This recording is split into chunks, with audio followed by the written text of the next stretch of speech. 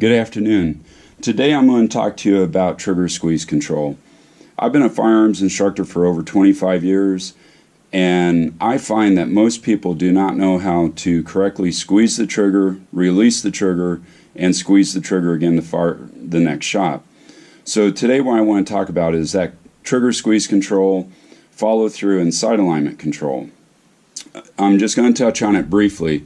So of course we have a clear weapon, it's unloaded, ready to practice with. So the first thing I want to do is I want to get my first pad of my trigger finger on the trigger. When we shoot, we want to use this part of our finger somewhere along that first pad. Imagine when we're holding the firearm that the bore axis is in this direction.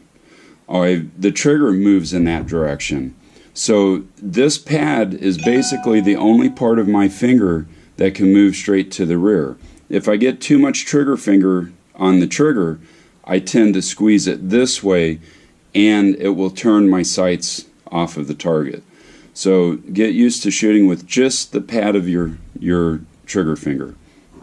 So once I get the grip, I get my first pad of my finger on the trigger, I'm going to start to squeeze to the rear.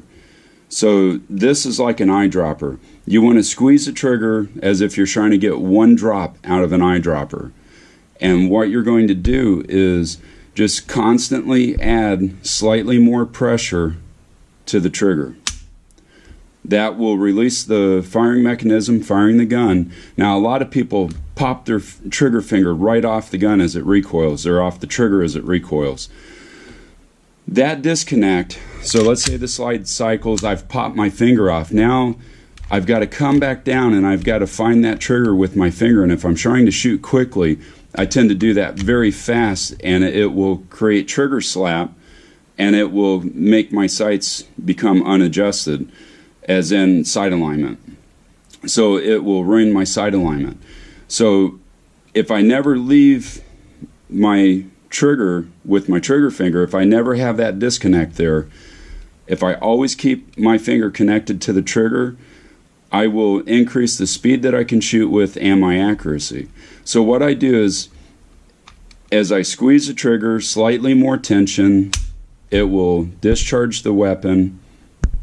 The slide will cycle, come back in the battery. Now, using good follow through, I've kept my trigger squeezed all the way to the rear. Once the slide comes back to battery, I release the trigger slightly until it resets.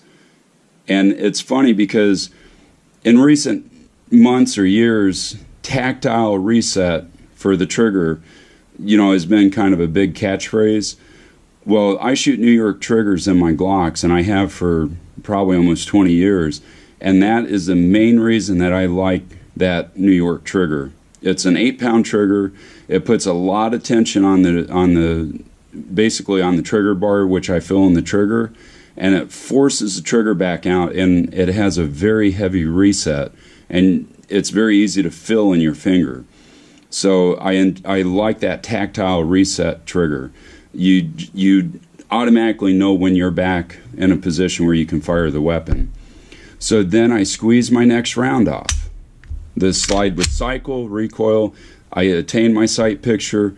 As I do, I release the trigger to this position, and I can fire it again. Cycles, I release the trigger to that position. So basically in firing the weapon, I'm only working the trigger about 1/10 of an inch.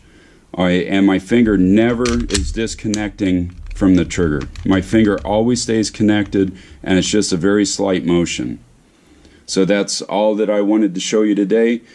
If you're not a shooter that does that and practice follow through on the trigger pull, it will take you a while to kind of get that mechanical ability, with muscle memory, so that you can squeeze the trigger, keep the trigger squeezed back, come back down. As you get your sight picture, you release this initial bit, and then you can fire it again.